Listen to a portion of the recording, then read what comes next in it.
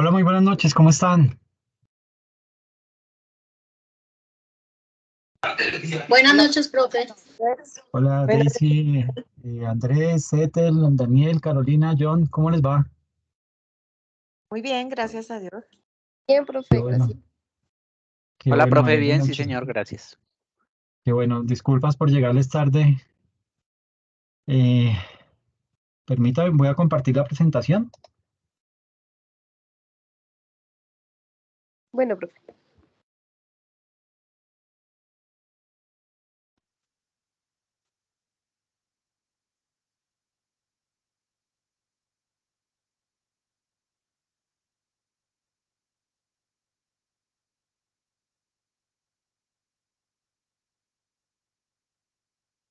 Bueno, básicamente, y esta es la parte 2 de la sesión que habíamos arrancado la sesión anterior, y habíamos empezado a hablar acerca de lo que era ese componente de la estrategia, la organización y los negocios, y cómo todo esto se integra, ¿ok?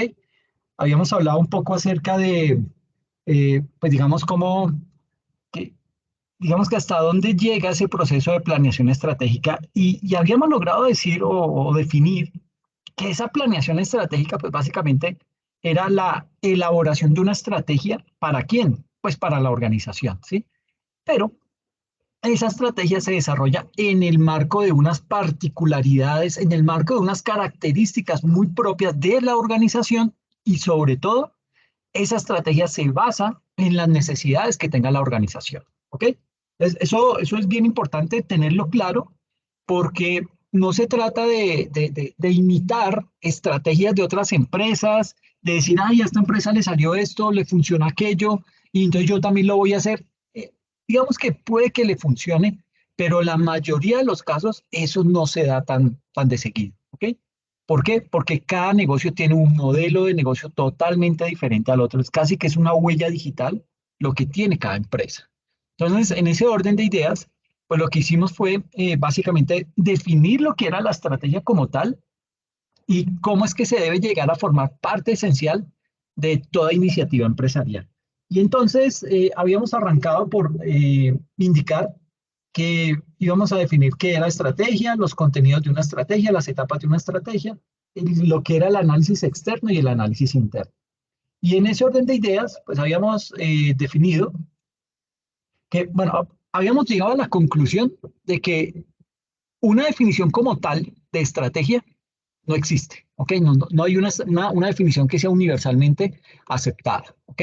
Pero cuando uno empieza a mirar a indagar acerca, y digamos que cuando uno no, y esa es una buena técnica, que cuando uno no tiene o le es difícil tratar de armar una definición acerca de algo, pues lo primero es echar mano del origen de esa palabra. Y habíamos logrado definir que estrategia proviene de la palabra estrategos, que es una palabra del antiguo griego, que básicamente era ese estatus con el cual se designaban a las personas que iban a conducir las fuerzas militares, como los generales, ¿ok? Y básicamente, pues ese estratega lo que hacía era que ante la presencia de un conflicto, pues creaba y desarrollaba una serie de situaciones muy adecuadas para enfrentar a sus eventuales enemigos, a sus eventuales oponentes, etcétera, etcétera. Y eso fue evolucionando. Entonces, no solamente se quedó desde el punto de vista del componente militar, sino que también se empezó a utilizar en el tema del componente de la administración y del desarrollo de empresas. Entonces, en ese campo específico de la administración, pues una estrategia que viene siendo es básicamente como un plan que integra esas principales metas que tiene trazadas la organización y las políticas de esa organización y a la vez que hace con esas metas y con esas políticas que ya están definidas, establece unas acciones coherentes que va a realizar para poder cumplir esa meta gracias a esas políticas que implementó y a esa estrategia que está obteniendo. Entonces, básicamente ahí lo que se logra deducir como estrategia es que eh, una estrategia debe ser muy bien planificada y esa planificación es la que va a lograr determinar cuáles van a ser las metas y los objetivos a largo plazo que se debe trazar una organización. Debe tener una distribución adecuada de recursos, un plan de acción que, pues, digamos, que ponga en práctica todo esto que hemos indicado. Y también, pues decíamos que la estrategia tiene unos contenidos, ¿sí?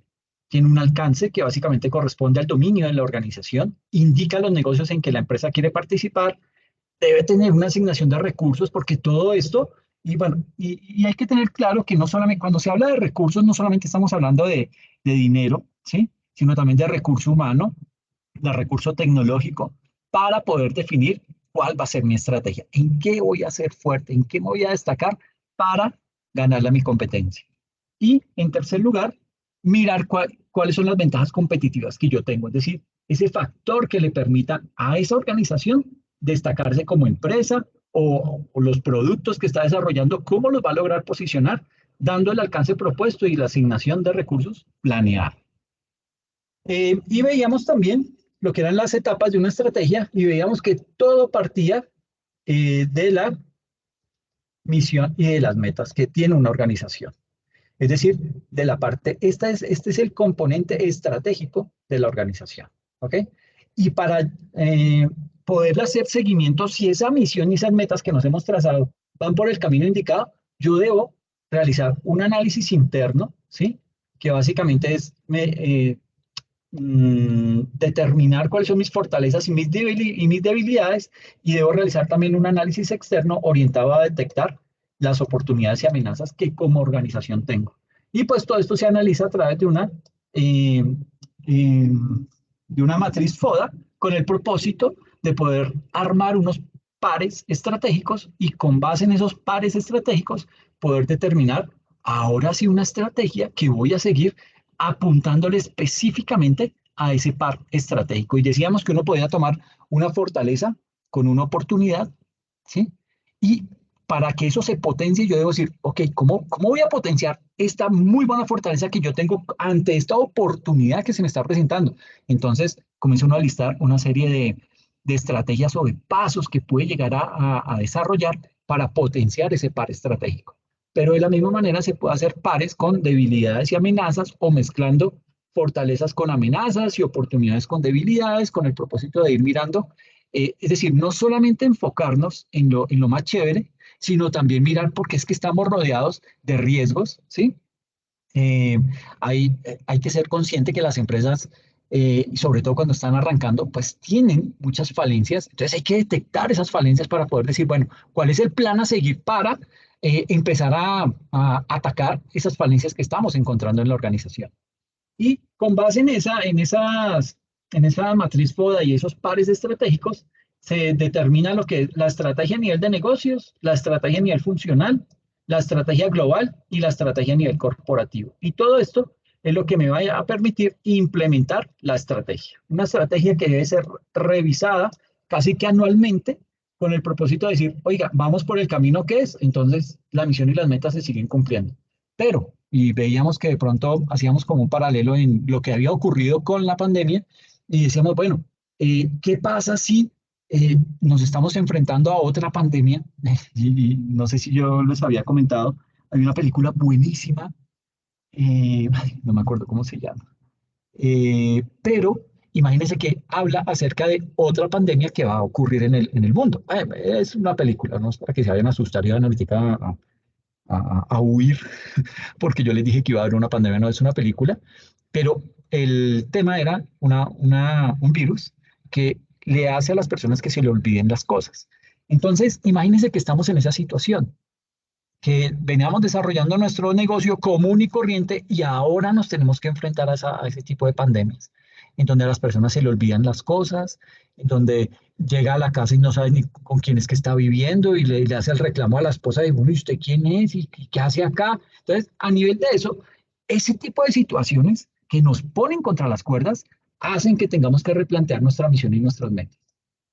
Una conclusión puede llegar a decir, hacer que no, ya no puedo seguir desarrollando el objeto social porque desafortunadamente no tengo los clientes o no tengo cómo suplir estas necesidades o desafortunadamente pues ya me rindo y prefiero dejar esto de lado y dedicarme a otra cosa. Entonces, este papel de esta retroalimentación es bien importante porque es lo que me va a permitir a mí identificar si puedo seguir con esas metas que me había trazado y con esas estrategias. En ese orden de ideas, también habíamos hablado de otro componente que era bien importante y es todo lo que tiene que ver con, dentro de esas etapas de la estrategia, lo que era la formulación de la misión organizacional. ¿Ok? Y dentro de eso, pues decíamos que había que tener claro cuál era el negocio, cuál es la visión de ese negocio, cuáles son las metas que me tengo, que tengo propuesto desarrollar a lo largo de un periodo y habíamos concluido que dentro de esa misión, pues esta visión que se está generando debe tener un plazo, debe tener un tiempo, ¿ok? ¿Por qué? Porque puede venir una pandemia, porque puede venir una crisis económica, porque puede venir una crisis política como la de Ecuador y eso desestabiliza. Entonces, o puede venir un fenómeno natural, como que vuelve y se bloquea la vía Villavicencio y nos quedamos sin alimentos y se complica de nuevo todas las cosas. Entonces, esa visión es muy importante porque eso nos permite poder seguir adelante y poder, sobre todo, evaluar si vamos bien o vamos mal o si tenemos que replantear. ¿Ok? Y todo el componente de los valores organizacionales.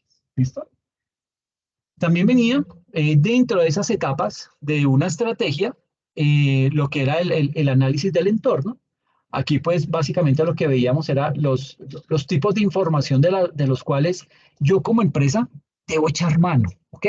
Entonces, información del mercado, pero no solamente yo debo quedar, es que ahí es en donde cometemos los errores, porque tenemos a veces una visión muy limitada. Entonces, como decimos, no, es que en mi sector es el sector de repuestos automotrices. Bueno, entonces usted no se sale de ahí, usted no explora qué está pasando en otros mercados, ¿sí? Porque es que desafortunadamente usted puede decir hoy que el mercado de las autopartes está estable, ¿sí? Pero de aquí a mañana puede que debido a un tema político eh, le coloquen un arancel muy alto a ese tipo de importaciones y usted cómo va a suplir su negocio, cómo lo va a surtir, ¿sí? Entonces, usted no se puede quedar solamente con el tema del mercado. Usted tiene que estar pendiente de cuáles son las medidas políticas que se están implementando, cuáles son los planes que tiene el gobierno, ¿sí? ¿Qué pasa con la parte impositiva? ¿Sí? Todos estos componentes y la situación económica y macroeconómica del país es bien importante. Eso le pega fuerte al tema del desarrollo de cualquier estrategia que uno quiera implementar. Entonces yo tengo que aprender a mirar a dónde consulto, cuáles son mis fuentes de información para eso. Entonces usted en principio, digamos que si necesita información tanto del componente, bueno, digamos que si es del componente tributario, pues básicamente uno acude al Ministerio de Hacienda. Ellos tienen, acá me voy a salir de la presentación, ellos manejan una gran cantidad de información y así tiene que ser porque pues son la autoridad. Pero, permítame aquí.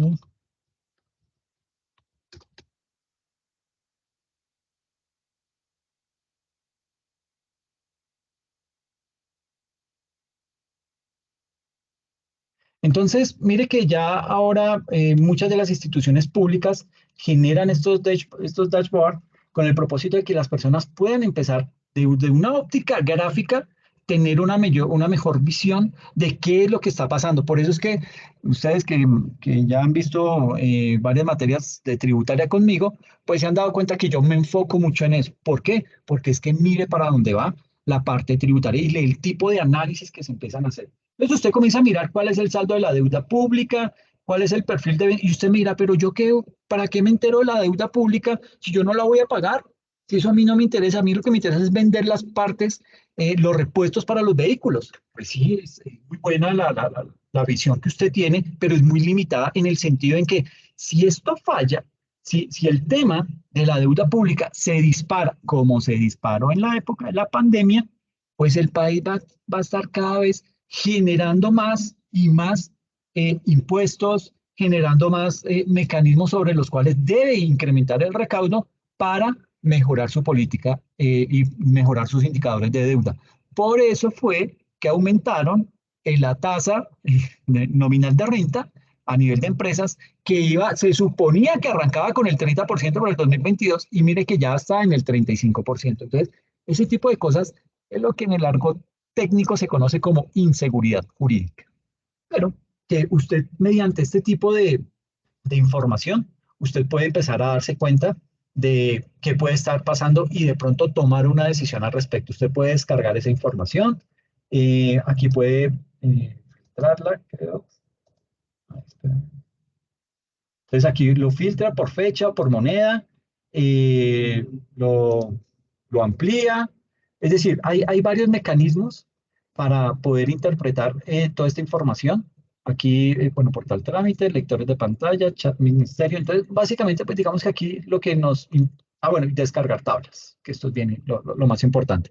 ¿Por qué descargar tablas? Usted mira, pues si ya está la gráfica hecha, pues de pronto usted quiere mezclar los datos, suena ridículo, mezclar la deuda pública con la proyección que usted tenga o con el estado de situación financiera, pues, no tiene ningún sentido, pero de pronto usted quiere hacer algún análisis, pues descargue la información, la cruza con datos propios de su empresa o datos propios de su sector, y eso le va a permitir de pronto tener una visión y con base en datos usted va a poder tomar usted va a poder conformar una mejor estrategia.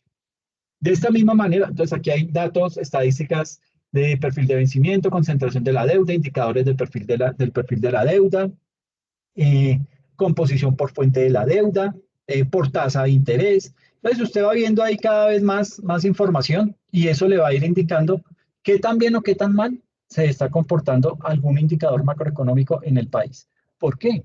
Porque es que si usted no está pendiente de eso, no se va a dar cuenta, no va a poder anticiparse a de pronto. Imagínense, ustedes y yo sabemos que cuando se dispara la inflación, ¿qué es lo primero que se hace?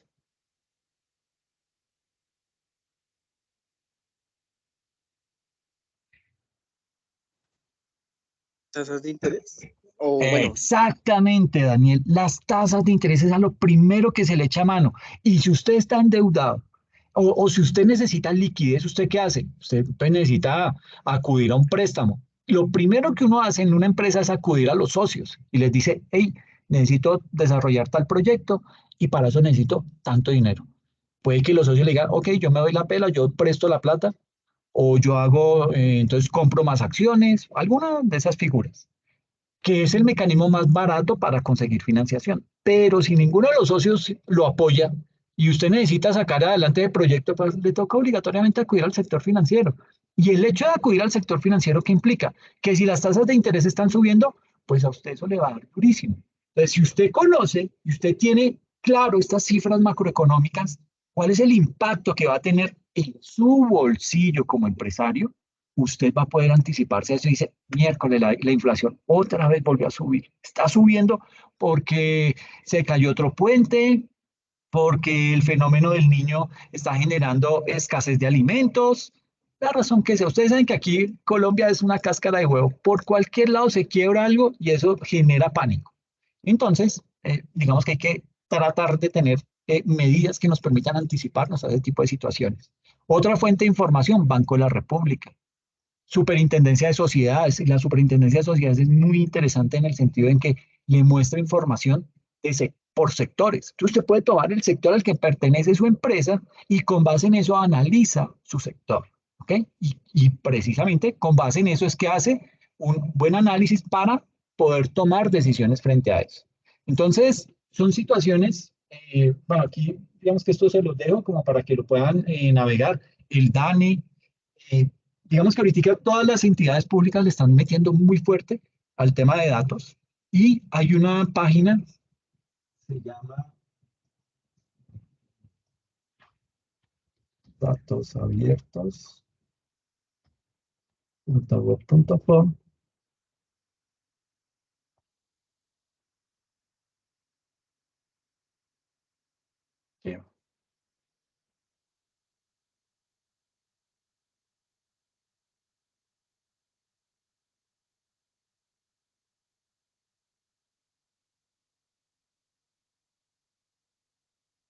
Entonces, se llama datos.gov.co. Entonces, aquí usted puede escoger, digamos que hay información a nivel poblacional, hay información Mira, aquí hay datos del gobierno colombiano para investigar, desarrollar aplicaciones, crear visualizaciones e historias, datos del gobierno para que puedan ser usados en investigaciones, ¿qué más hay acá? Esto, descubre, publica, visualiza, en la visualiza que hay.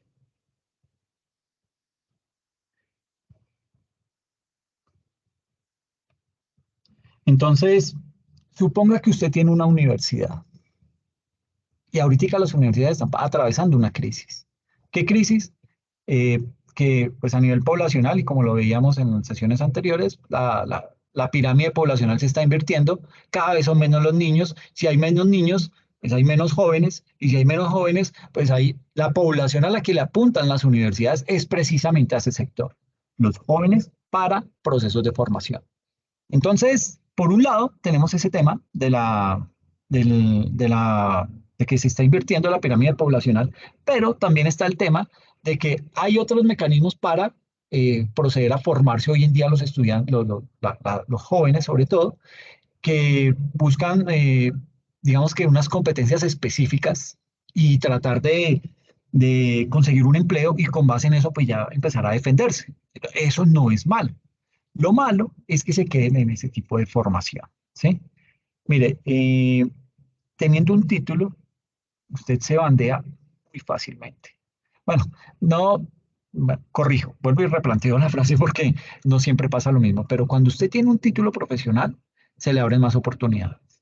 Entonces, es más fácil que usted acceda a continuar su formación profesional desde el punto de vista de una especialización. Bueno, especialización no vayan a hacer, hagan una maestría de una vez. Y ya el gobierno nacional permite que las personas que están terminando el pregrado entren de una vez a cursar el doctorado sin tener que pasar por la maestría, porque anteriormente había que hacer eso. Pregrado, especialización, maestría y doctorado. Ya dijeron, no, quitemos esa vaina. Si quiere una persona de pregrado pasar a hacer el doctorado, hágalo. Hay una debilidad y es que para realizar un doctorado usted necesita algo de experiencia, ¿sí? Y si de pronto usted no tiene la experiencia y pasa una vez al doctorado, pues digamos que va a tener unas falencias que las puede mejorar más adelante, porque para eso todo eso uno lo estudia y se prepara. ¿Ok? Eso no hay que tenerle miedo. Pero sí digamos que hay que conocer ese tipo de situaciones. Entonces usted puede aquí conocer cuál es el puntaje IFEX por departamentos para tomar decisiones y ver cuál es la población que le está llegando a usted como universidad, ¿sí? Y poder decir, miércoles, es que me están llegando estudiantes muy irregulares, con debilidades en áreas de ciencias, entonces yo para evitar que estos estudiantes me vayan a generar deserción, pues yo me anticipo y creo unos programas de refuerzo de ciencias básicas, de matemáticas, de estadística, que es muy importante, etcétera, etcétera. O familias focalizadas, primera fase del programa de Familias en Acción, los nacimientos que estábamos hablando ahorita del tema piramidal. Mire, todo esto es información que usted encuentra y que la puede descargar gratuitamente y la puede, en el argot técnico se le dice machacar datos. Es como, digamos que mucha de esta información a veces viene con algo de basura o son datos que no son totalmente compatibles con los datos que tenemos nosotros en nuestra organización. Entonces hay que trabajar esos datos, hay que normalizarlos para poder luego procesarlos y con base en eso que eso me arroje gráficas y que me dé información y yo con esa información puedo tomar decisiones.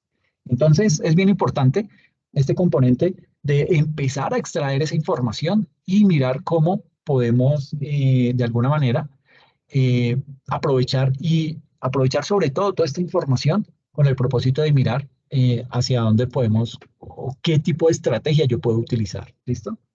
Y de pronto más adelante a nivel de la universidad pues se puede programar un diplomado en donde aprendamos a manejar datos, ¿sí? La base de la ciencia de datos es la estadística.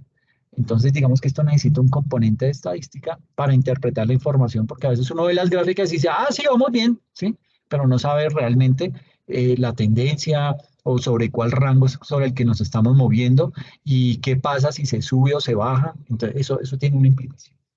Entonces, aquí les dejo esa información que es clave para poder tomar decisiones mucho más acertadas. ¿Listo? Bien. También veíamos que hay información técnica, hay información general.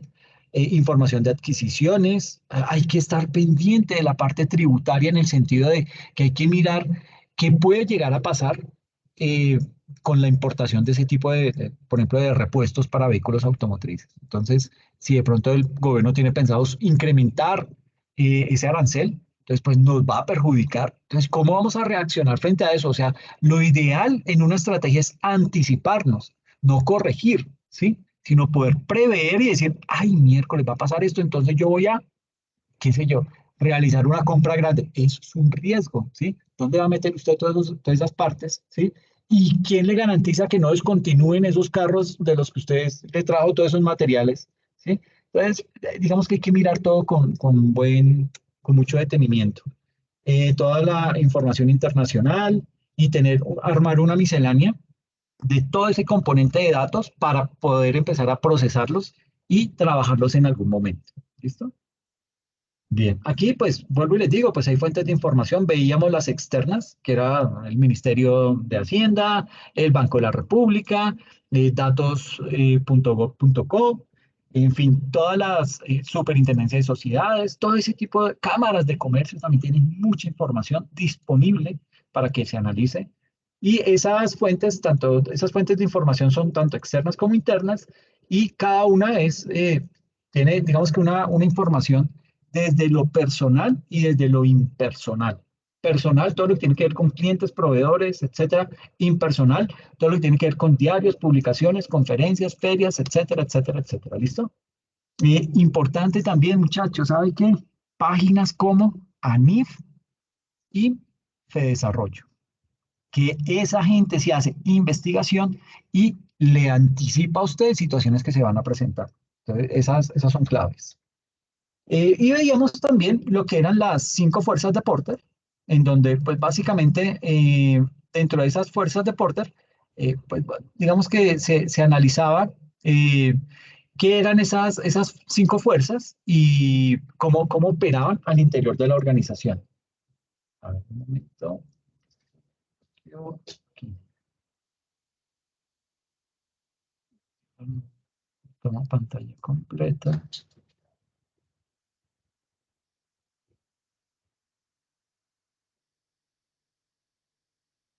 Entonces, decía que era todo el tema de las 5 fuerzas de Porter y veíamos que dentro de esto, y creo que habíamos quedado ver acá, veíamos que pues hay que tener en cuenta eh, que estas 5 fuerzas de Porter se deben analizar tanto desde lo externo de la organización como desde lo interno, ¿ok?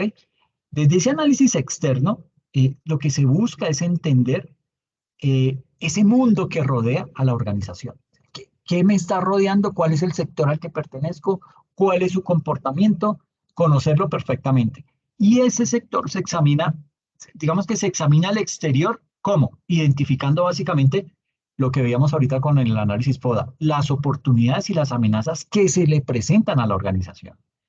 Entonces veíamos que era una oportunidad, si es algo que le favorece a la empresa, por ejemplo, un aumento de la demanda, ¿sí? O la salida de un competidor del mercado, ¿sí? Una nueva ley, esos son oportunidades. Y una amenaza, por el contrario, pues son cambios en ese entorno en donde se mueve la organización que le pueden afectar negativamente. Por ejemplo, un fuerte incremento en el precio de los insumos. Eso es una amenaza. ¿Ok? Y digamos que eh, digamos que cuando uno se pone a hablar acerca de estas 5 fuerzas de Porter y viéndolo específicamente desde el componente externo, vemos que hay unas amenazas a nivel de competidores potenciales. Esas amenazas de competidores potenciales hacen referencia al grado de dificultad para el ingreso de nuevos competidores al mercado o a un segmento de él. Yo les hablaba acerca de lo que era la cerveza Ancla, eh, que cómo Bavaria en su momento la atacó y la atacó y la atacó hasta que la sacó del mercado. También se habla acerca de lo que es la rivalidad entre esos competidores existentes. Esa rivalidad hace referencia a esas relaciones competitivas entre quienes, entre esas organizaciones que conforman ese sector de la industria.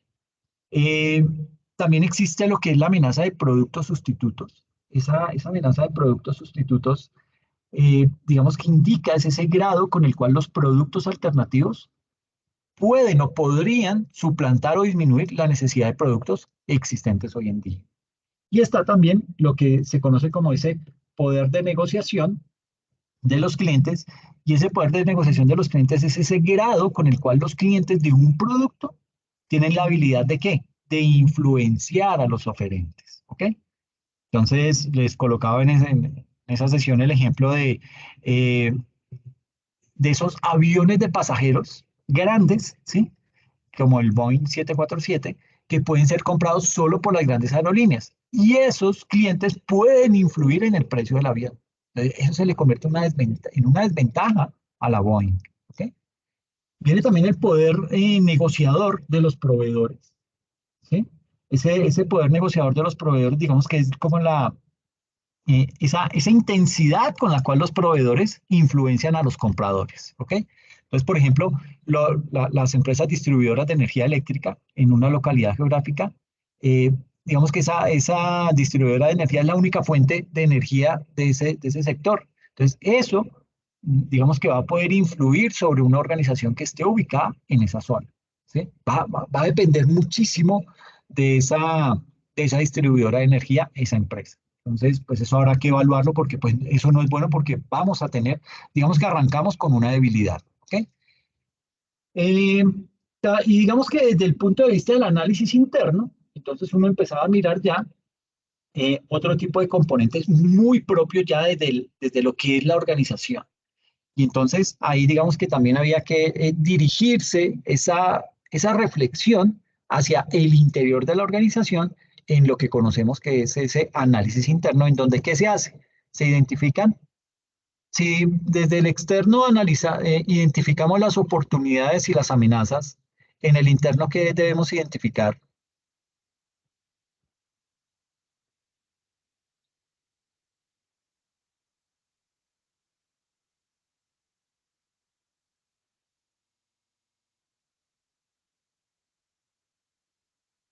Ahí sería Recuerden, como las fortalezas, o sea, profe, usted dijo debilidades y amenazas, ¿cierto? no, digamos que desde el punto de vista externo son oportunidades y amenazas. Pero desde el punto de vista interno, ¿qué vendría siendo? Serían las otras dos del DOFA, ¿no? Exacto, que vienen siendo cuáles. Las fortalezas y las oportunidades, si no Exacto. estoy mal. No, fortalezas y debilidades. Es decir, tenemos una buena y una mala, tanto interno como externo. Entonces, en el externo, la buena son Las oportunidades oportunidades, y la sí. mala son Las, a- las amenazas, exactamente. Y a nivel interno, la buena es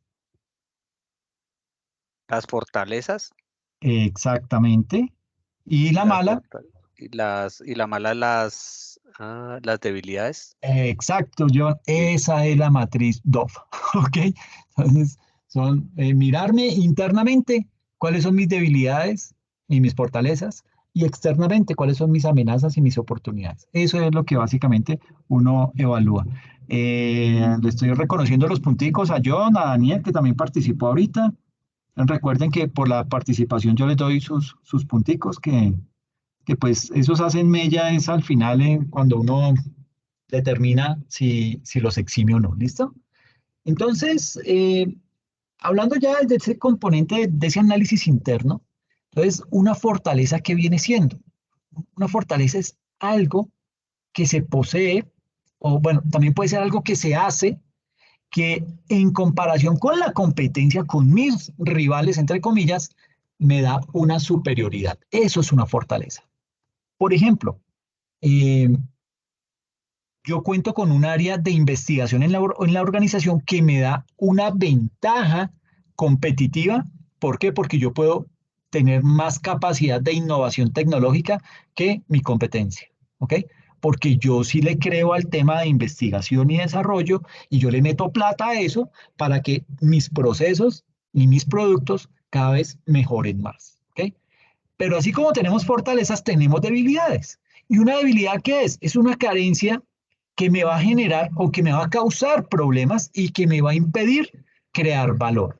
Algunos ejemplos son, por ejemplo, los altos costos de producción, el desconocimiento del mercado, eso nos pasa factura tarde o temprano, eso se nos convierte en una debilidad. Por eso es que yo les enfatizo mucho en los datos. Si usted no conoce cómo se mueve el sector, va a tener problemas, ¿sí? ¿Por qué? Porque usted está jugando casi que con los ojos vendados y ya va perdiendo, ¿ok? Entonces hay que tener mucha precaución con eso, ¿listo? Eh, entonces aquí, digamos que vemos en esta gráfica más o menos lo que se conoce como una cadena de valor, en donde pues, se tienen unas áreas que resultan ser como la base de la organización, todo lo que es la logística de entrada, las operaciones, esa logística de salida, el marketing y ventas y todo el servicio que se ofrece. Y sobre esos pilares descansan áreas como compras, como el desarrollo de tecnología, como la gestión de recursos humanos y como la infraestructura de la empresa. Todo eso va apuntando a qué? A obtener y a mejorar cada vez más los márgenes de beneficio de la organización. Y eso, pues, digamos que es bastante bueno para una organización. ¿Por qué? Porque usted se conoce tanto que sabe realmente qué es lo que le duele y sabe, mejor aún, qué es lo que puede explotar. Entonces, esa cadena de valor, ¿qué es lo que muestra? Muestra, pues, cómo es que se genera valor en la empresa, ¿ok? Y digamos que ahí lo que se hace es que se descompone esa actividad general que desarrolla la empresa en actividades que terminan siendo relevantes. ¿Para qué? Para entender el comportamiento del costo y las bases actuales o potenciales de diferenciación. Por eso es que aquí un área importante es el desarrollo de tecnología, porque eso me va a facilitar las cosas, ¿sí? Si yo tengo buena tecnología, tengo buena maquinaria, tengo buenos sistemas de información que me emiten información en línea, yo me voy a poder defender muchísimo mejor, ¿ok? Entonces, cada empresa es un conjunto de ¿qué? Es un conjunto de actividades que se desarrollan básicamente para diseñar, para producir y para llevar al mercado, eh, para entregar y para apoyar sus productos, y esa cadena de actividades puede ser representada usando esto que vemos ahí en la diapositiva, que es una cadena de valor. En términos competitivos, digamos que el valor que es, el valor es la cantidad que los compradores están dispuestos a pagar por lo que una empresa le proporciona, ¿sí? Entonces usted me dirá, no, pero eso es el precio. No, este es el valor, es esa cantidad que los compradores están dispuestos a pagar por lo que una empresa le proporciona. Desde esa óptica, ese valor se mide por el ingreso total. Entonces, una empresa es lucrativa si el valor que impone excede los costos que están inmersos para crear ese producto. Entonces, esto es bien importante. El tema de la cadena de valor nos va a permitir a nosotros podernos anticipar ante muchas cosas, poder tomar decisiones cada vez más acertadas y podernos imponer ante la competencia. Entonces, cada actividad de valor, ¿qué hace? Cada actividad de valor emplea una amplia variedad de recursos que pueden ir desde el consumo de materia prima o el empleo de recurso humano hasta la aplicación de algún tipo de tecnología para desempeñar su función. Y a la vez eso crea un valor que aporta a la cadena de valor total, a la cadena de valor total. Yo no sé si ustedes han tenido oportunidad de ver, mmm, hay una, hay una gran problemática a nivel mundial, bueno, a nivel de países desarrollados, porque aquí en Colombia eso no se ve, pero con los trenes de alta velocidad. Imagínense que por allá en la Segunda Guerra Mundial hubo un piloto de Inglaterra que su papá tenía una empresa de motores y él se puso a cacharrear y como conocía los aviones y a eso le sumó a lo que se dedicaba su padre, el tipo logró inventarse un motor, ay, no me acuerdo cómo se llama ese motor, tiene un nombre, que es como se hacen las turbinas hoy en día. Entonces, ese motor lo que hacía era, digamos que anteriormente los aviones se movían con hélices. Y eso entonces, eso era una mamera porque no andaban muy rápido, bueno, no volaban muy rápido, no podían cubrir unas distancias muy amplias. Entonces, digamos que el rendimiento no era el más óptimo. Cuando se inventan estas turbinas, gracias no me acuerdo el nombre del señor, les voy a compartir el video cuando me acuerde, pero así parafraseando esa historia, se inventan esa turbina y eso revoluciona todo el mercado de la aviación. Obviamente, empresas muy grandes comienzan a comprar esa tecnología y comienzan a implementarla en sus aviones. Y esto marca un hito en ese sector de la aviación. ¿Por qué? Porque ahora los vuelos eran muchísimo más largos, muchísimo más rápidos, y como ya había tanta gente que quería viajar, pues los precios se iban reduciendo cada vez más. Gracias a esa tecnología que hicieron, dijeron, ah, bueno, si ya hicimos eso con los aviones, pues hagamos eso con los trenes, ¿sí? ¿Qué pasa? Que los trenes son otro mercado totalmente diferente. Entonces inventaron los trenes de alta velocidad y le metieron ese tipo de cosas, ¿sí? Ese tipo de tecnología. ¿Qué pasa? Que esos trenes requieren mucha infraestructura, ¿ok? Los rieles, los puentes sobre los cuales andan, y por lo general esas obras son muy largas y demoradas. Entonces, se ha logrado determinar que hay como unas eh, 4.500 líneas de trenes rápidos en el mundo, pero apenas de esas 4.500 líneas, solamente hay 5 que generan rendimiento. Imagínense el problema tan terrible que tiene. O sea, ¿quién se mete a una cosa de esas? ¿Sí? ¿Quién que haga un buen estudio financiero toma la decisión de decir, ah, no, sí, entonces metámonos a un tren de alta velocidad, que eso nos va a mejorar la vida?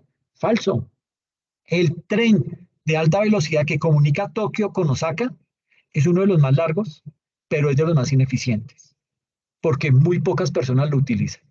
Y eso es bueno, digamos que es bueno la idea con la que nace el tren de alta velocidad, en el sentido en que va a descongestionar las vías, ¿sí?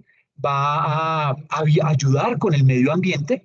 Entonces, digamos que trae muchos beneficios, pero sucede que para poder suplir los costos en los que se invierte, en los que cayó ese país para construir esas líneas de tren de alta velocidad, pues implica que tienen que cobrar unos tiquetes altos por cada trayecto. Y entonces la gente dice, no, pues ¿de qué me sirve? Sí, muy chévere el tren y todo, pero no, con esos precios, chao, no, más bien sigo andando en el metro o sigo andando en el automóvil, ¿sí? Sé que me voy a demorar, pero bueno, no tengo el dinero para invertirlo en eso. Entonces, ese tipo de situaciones ha hecho que esos trenes no sean una buena herramienta hoy en día, pero funciona muy bien desde el aspecto político, porque entonces llega un político populista y le dice a la gente, mire, es que vamos a montar un tren de Buenaventura a la costa atlántica que nos va a comunicar, que nos va a decir, ta, ta, ta. Eh, Era por molestar el ejemplo, pero digamos que yo puedo decir, como candidato a un cargo público, decir, sí, mire, yo voy a crear una línea de tren rápido de tal sector a tal sector, y claro, a quién no le va a gustar, ¿sí? Dice, uy, no, este man nos va a arreglar la vida y se los voy a dejar bien barato y los voy a subsidiar y voy a hacer y deshacer. Claro, yo los engatuso. ¿Qué pasa? Que para poder financiar una obra de ese tamaño, yo tengo que endeudar a la nación o a la ciudad. Y eso es una deuda larga. Entonces, eso a la larga no resulta ser una buena idea. Y pues vuelvo y le digo, el tema de los costos pues, no son muy eficientes, y eso hace que, mire que funcionó esa tecnología para los aviones, pero no se replica para los trenes. ¿Ok? Por eso es que insisto, cada que usted tenga una idea, usted lo que tiene es que aterrizarla y empezar a mirar hacia dónde la va a dirigir, en qué sector es en el que mejor se va a desenvolver esa idea que tiene de negocio. ¿Listo? Les voy a compartir ese videito que es bastante interesante y sé que les va a abrir mucho la visión acerca de los errores que uno puede cometer cuando está emprendiendo, cuando está tomando una idea para desarrollar. Entonces, básicamente, digamos que hay que hablar de estas columnas que les decía: la logística de entrada, las operaciones. Prendo aquí. Esta logística de entrada, todo lo que tiene que ver con las operaciones, la logística de salida, el marketing y ventas y el servicio.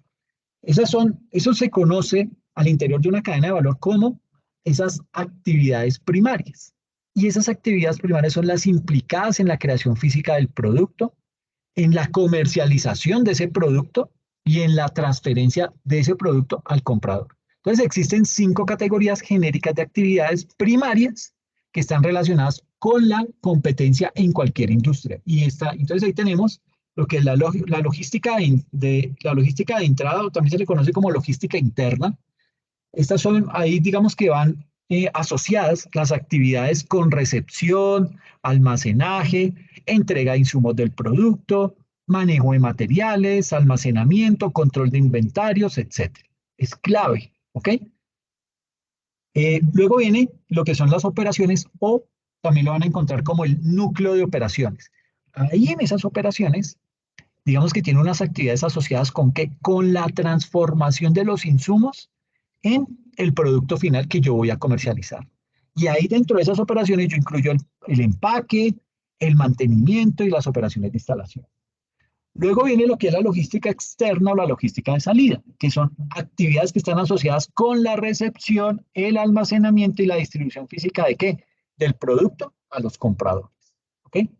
Viene luego la sección de marketing y ventas, que son esas actividades que están asociadas a qué? A la venta y su inducción como publicidad, promoción, todo lo que tiene que ver con fuerza de ventas, etcétera.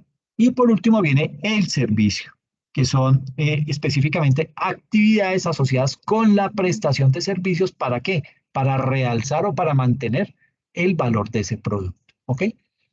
Aquellas otras que, actividades que llegan a proporcionar los factores productivos como los materiales, la tecnología, la fuerza de trabajo y todo lo que proporciona factores de infraestructura necesaria para ese normal funcionamiento de esas actividades primarias se denominan actividades de apoyo, que son estas que están aquí arriba, que son el área de compras, el desarrollo de tecnología, la gestión de recursos humanos, la infraestructura de la empresa.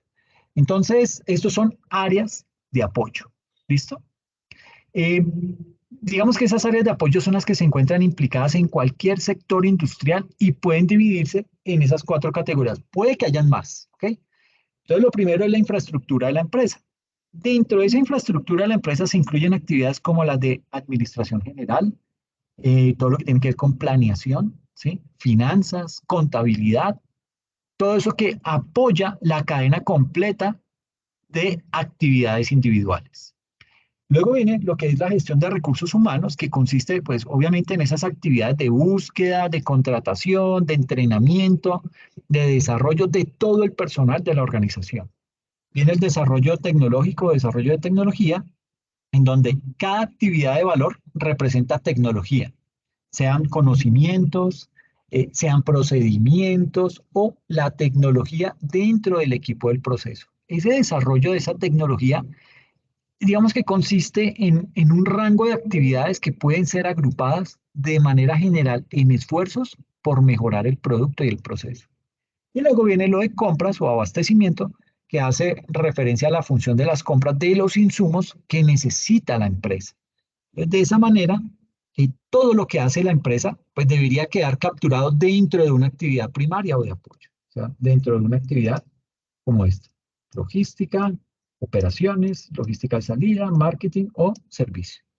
Entonces, ese análisis de valor es un enfoque que nos va a permitir en esa etapa de análisis interno identificar que esas actividades que me van a proporcionar valor al producto o al servicio, que eso básicamente se me convierte en una fortaleza y me va a permitir también determinar las correspondientes debilidades que puedo yo tener. Y en ese proceso de ese análisis de valor, ahí yo puedo distinguir tres etapas. Primera etapa: deben ser preparados o elaborados los organigramas que reflejen la ocupación de cada persona.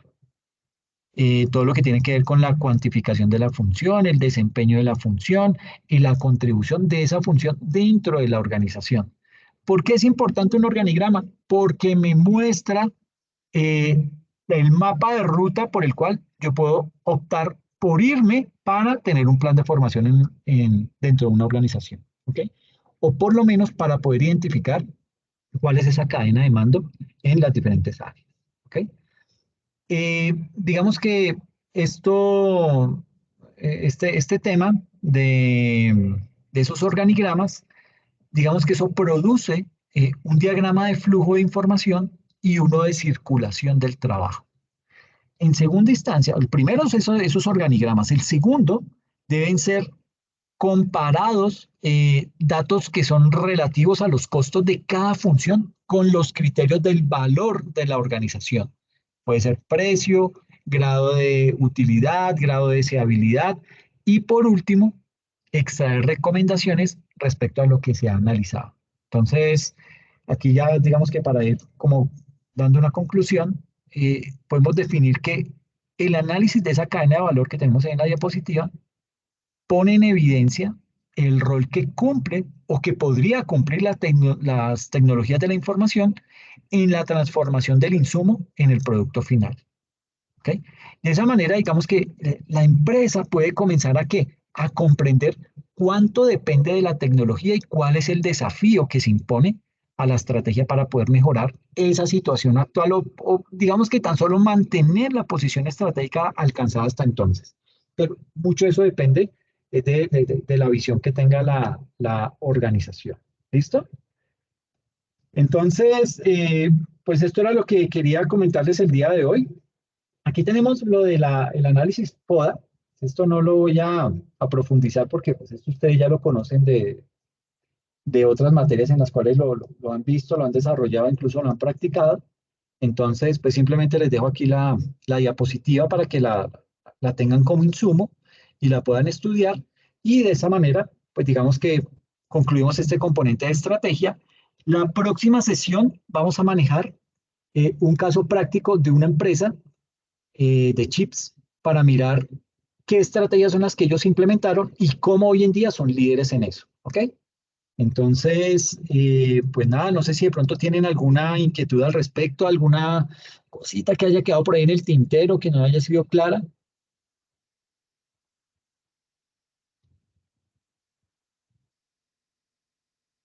No, profe, pues con lo de la estrategia, pues, Sí, Andrés. pues lo de la estrategia, pues fue interesante lo del ejemplo que nos diste, con lo de los aviones y lo de los trenes. Pues así Sí, pues uno se da cuenta que en los negocios es igual. O sea, que no es lo mismo una estrategia para una panadería que para una carnicería o hasta en el juego. Digamos, uno que juega fútbol, digamos, yo puedo ser más ágil, pero mi compañero tiene más fuerza. Entonces mi estrategia de juego es diferente que la de él por el modo de jugar. Así es en las empresas. exactamente. Es lo que uno lo que tiene que hacer es ese tipo de análisis, Fabián, de poder determinar eh, mis, eh, mis ventajas o esas eh, situaciones que me diferencian de la competencia y cómo yo lo potencio para ser mejor cada vez más. Entonces, lo que comentas es bien relevante porque digamos que Y es eso marca, como ¿sí? explotar lo que tenemos, ¿sí? Como buscar Exactamente. nuestra fortaleza y explotarlo para, para ser más competitivos. Exacto, Andrés. Entonces sí, me parece bien. Les quedo viendo entonces el video para que lo puedan ver con total tranquilidad y puedan comprender pues, el paralelo que les hacía de tener una tecnología que funcionó para aviones, pero que fracasó en muchos aspectos para los trenes. ¿Ok? Entonces, pues nada, muchas gracias. Les agradezco muchísimo la asistencia y sobre todo la participación. También tienes aquí tus punticos, Andrés, frente a la participación y la invitación es a que pues todos puedan participar y empiecen a arañar punticos, que eso nos ayuda para poder quedar eximidos, ¿ok? Les recuerdo, hay avisos Profe, parroquiales. Dime, Daisy. para el fin de semana hay examen de esta materia. Sí, Daisy, gracias por la Sí. pregunta. Sí, digamos que el domingo es el vencimiento de la entrega del taller. Y el mismo domingo desde las 00 horas se habilita el examen para que lo puedan contestar en el transcurso del día, desde las 00 horas hasta las 23:59, para que puedan contestar el examen. Son 10 preguntas, son preguntas de selección múltiple, preguntas de falso y verdadero, es muy sencillo. Mucho va a salir de lo que hemos visto en estas dos sesiones, entonces les recomiendo que vean bien las sesiones y pues digamos que ahí sale el grueso de las preguntas, ¿ok? Entonces como para que pero obviamente tienen que estudiar los documentos que están publicados en la plataforma, ¿listo? Listo, Gracias, profe. profe, gracias. Perfecto, profe. Ok, bueno, les agradezco muchísimo, cuídense y estamos entonces en contacto cualquier cosa, ¿listo? Gracias, Listo, feliz profe, que noche tenga para buena noche. todos. Gracias, profe. A ustedes, cuídense mucho.